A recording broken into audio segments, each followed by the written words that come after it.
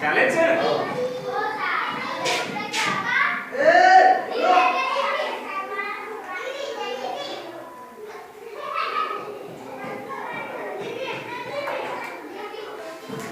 ગ્રામ માતા કાવ્ય કોઈ પણ કાવ્ય છે ને બેટા, એની અંદર શું છે ને, કાવ્ય ભણીએ ને તો કાવ્યની અંદર શું છે એ પછી જોવાનું.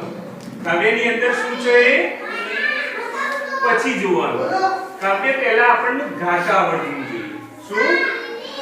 ગાતા આવડવું જોઈએ. ગાતા આવડે તો અંદરનો ભાવ સમજાય. કાવ્ય ગાતા આવડે તો અંદરનો ભાવ સમજાય. કાવ્ય ગાતા ન આવડે તો અંદરનો ભાવ સમજાય નહીં.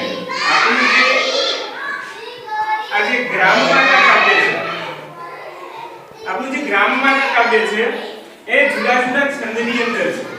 જુદી જુદી રીતે ગાવાનું છે. ખાસી રીતે આપણે પ્રયત્ન કરીશું, જુદી જુદી રીતે ગાવાનું છે, પ્રયત્ન કરીશું તો કઈ કઈ રીતે જુદી જુદી રીતે આપણે એને ગાઈએ છીએ. જો પહેલો છે કે આપણે શાર્દુલ વિક્રીડિત છંદ એવું લખેલું છે ને? પહેલી પંક્તિ પહેલું જે છે શાર્દુલ વિક્રીડિત એ રીતે ગાવાના છીએ બેટા. હું ગાઉં એટલે ધ્યાનમાં રાખવાનું, પછી તમારે પણ ગાવાનો પ્રયત્ન કરવાનો. ઉગે છે સુરખી ભરી રવિ મૃદુ, હેમંતનો પૂર્વમાં, ભૂરું છે નભ સ્વચ્છ સ્વચ્છ દિશતી, એકે નથી વાદળ, ખંડો હિમ ભર્યો વહે અનિલશો, ઉત્સાહને પ્રેરતો, જે ઉત્સાહ ભરી દિશે શુક્ર ઉડી, ગાતા મીઠા ગીતડા. હવે જો બીજો છંદ છે માલિની, એવું લખ્યું છે. જોયું છે ને? પછી તમને ગવડાવું છું. બીજો છંદ છે એમાં શું લખ્યું છે? માલિની. એ આ રીતે ગાવાનું છે. મધુર સમય તેવે ખેતરે શેલડીના, રમત ખુશી બલોના બાલ નાના કરે છે, કમલવત ગણીને બાલના ગાલ રાતા, રવિ બીજ પર તેની ઉપર ફેરવે છે. બધાનો રાગ બદલાશે. હવે જુઓ અનુષ્ટુપ છંદ લખેલું છે ને? પછી હું તમને ગવડાવીશ. વૃદ્ધ માતા અને તાત તાપે છે સગડી કરી, અહો કેવું સુખી જોડું કરતા એ નિરંગી સે. બદલાય ને રાગ? પછી વસંત તિલકા છંદ છે. જુઓ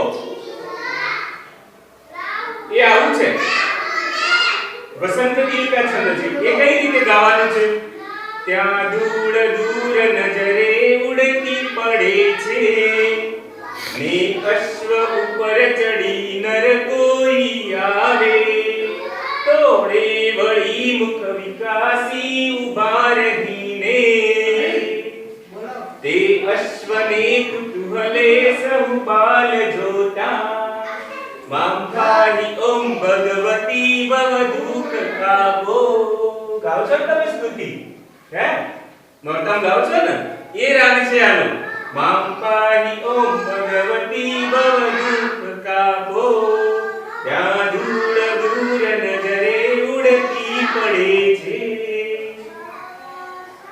પછી લખ્યું છે, શું લખ્યું છે છંદનું નામ ભાઈ? પછીનો છંદ કયો છે? જુઓ, વાંચો અંદર. ઉભા થઈ જવાબ આપો. શું લખ્યું છે બેટા? શું લખ્યું છે છંદનું નામ? મંદાક્રાંતા. શું લખ્યું છે? મંદાક્રાંતા. એ આ રીતે ગાવાનું છે. ધીમે ઉઠી શિથિલ કરને નેત્રની પાસ રાખી વૃદ્ધ માતા નયન બળા તેરવીને જુએ છે ને તેનોએ પ્રિય પતિ હજુ શાંત બેસી રહીને જોતા ગાતો સગડી પરનો દેવતા ફેરવે છે ને